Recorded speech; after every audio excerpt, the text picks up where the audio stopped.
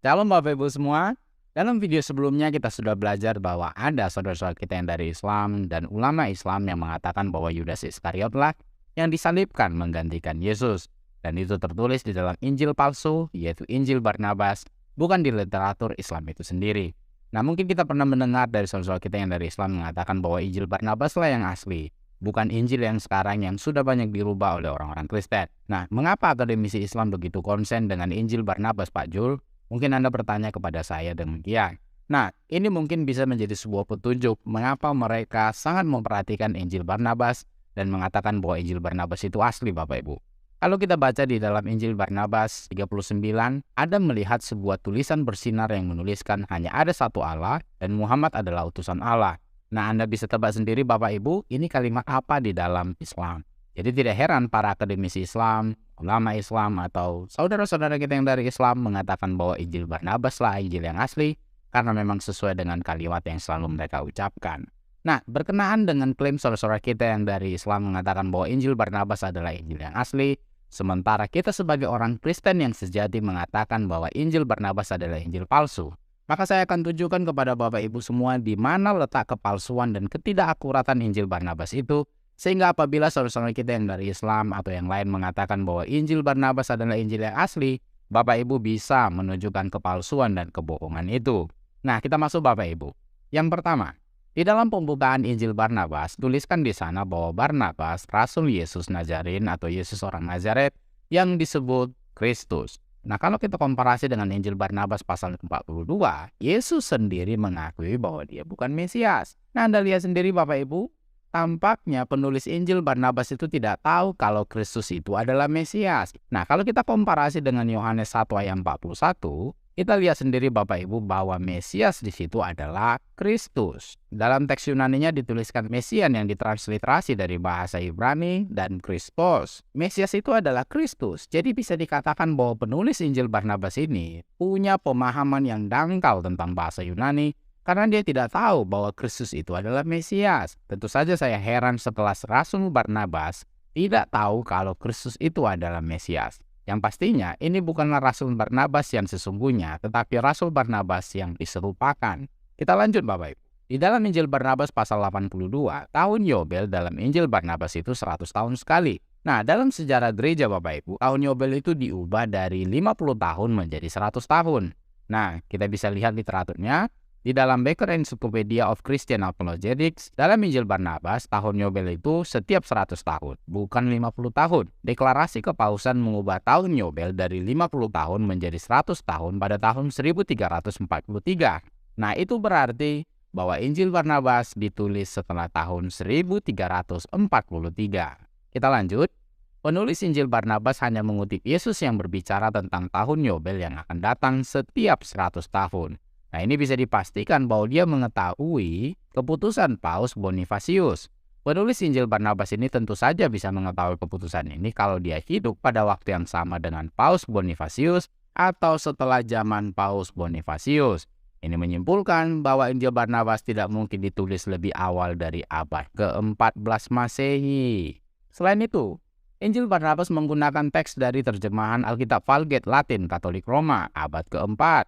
Contoh lain adalah pengikut yang berutang sebagian hasil panennya kepada tuannya merupakan gambaran feodalisme pada abad pertengahan. Selain itu, tong kayu penyimpanan anggur, padahal tempat penyimpanan anggur yang digunakan di Palestina adalah dari kulit, bukan dari tong kayu. Dan proses pengadilan yang sama dengan proses pengadilan di abad pertengahan menunjukkan bahwa Injil Barnabas ditulis di abad ke-14. Nah, kita bisa lihat dulu Bapak Ibu, tong kayu yang kita komparasi dengan tempat penyimpanan anggur pada zaman Tuhan Yesus. Di dalam Injil Barnabas 152, segera setelah itu para prajurit terguling keluar dari bait suci, seperti satu gulungan tong dari kayu ketika dicuci untuk diisi ulang dengan anggur. Nah, tong kayu tempat anggur itu ada di abad pertengahan Bapak Ibu, bukan di abad pertama di zaman Tuhan Yesus pada waktu dia menjadi manusia di Yudea atau di Palestina. Nah, kalau di zaman Tuhan Yesus, anggur itu diisikan atau disimpan ke dalam kantong kulit, bukan ke dalam tong kayu. Kita bisa temukan di dalam Matius 9 ayat 17.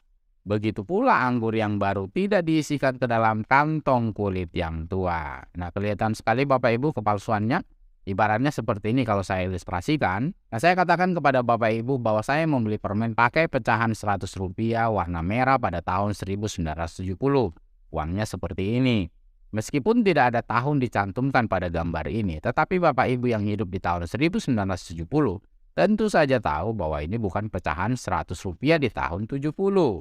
Ini adalah pecahan Rp100 di tahun 70. Meskipun sama-sama berwarna merah, nominalnya sama. Tetapi kita bisa lihat tahun 1970 tidak ada uang seperti ini. Apakah Anda mempercayai statement saya ketika saya katakan saya membeli permen dengan pecahan Rp100 pada tahun 1970 sementara uang itu beredar setelah tahun 1992?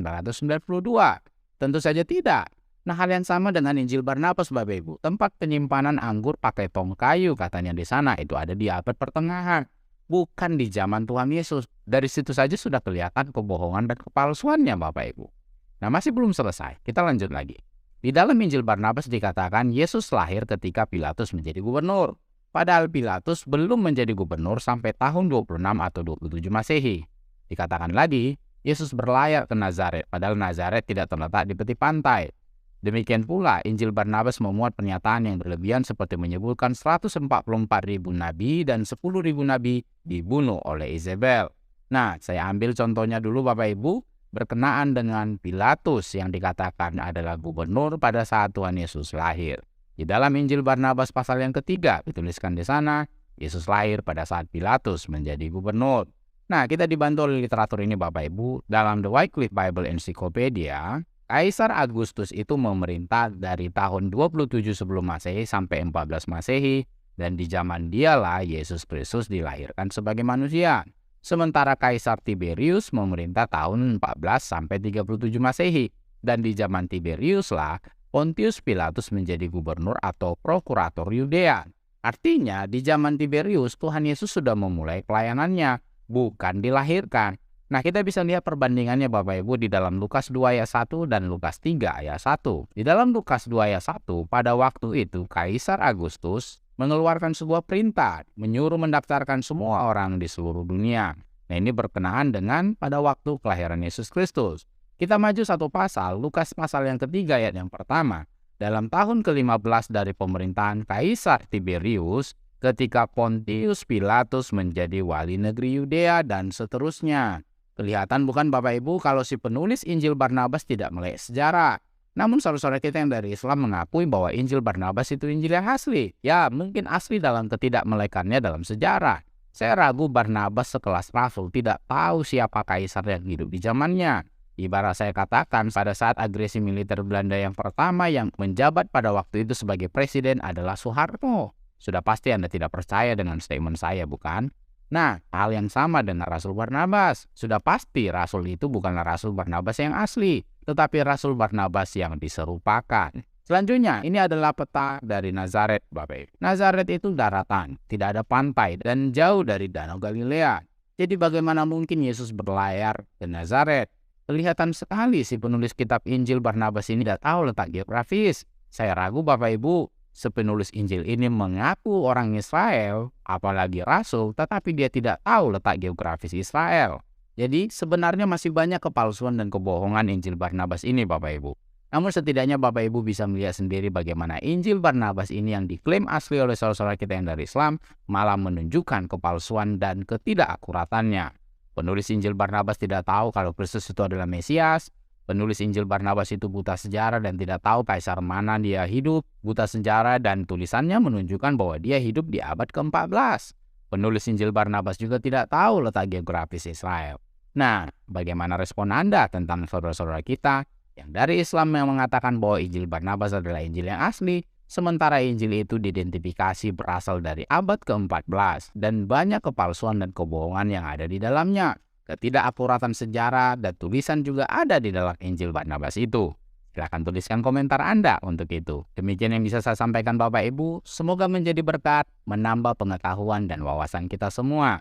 Dalam video selanjutnya kita akan membahas ketika ulama Islam atau umat Islam menerima atau mengakui Injil Barnabas itu benar, maka mereka harus siap menerima bahwa Al-Quran itu salah. Tinggal pilih mau pakai Al-Quran atau pakai Injil Barnabas. Tidak mungkin kedua-duanya dianggap benar. Karena ketika kedua-duanya dianggap benar, itu yang saya katakan sebagai teologi maling atau teologi pemulung. Jika Anda terberkati dengan konten-konten edukasi dalam channel ini, dukung channel ini Bapak Ibu, bantu channel ini supaya kita bisa membeli banyak literatur yang dapat mengedukasi banyak orang. Channel tidak biasa, channel edukasi Kristen dan Murtadin, bagi kemuliaan Kristus di Indonesia maupun di bangsa-bangsa. Jangan benarkan yang biasa, tapi biasakanlah yang benar. Tuhan Yesus memberkati.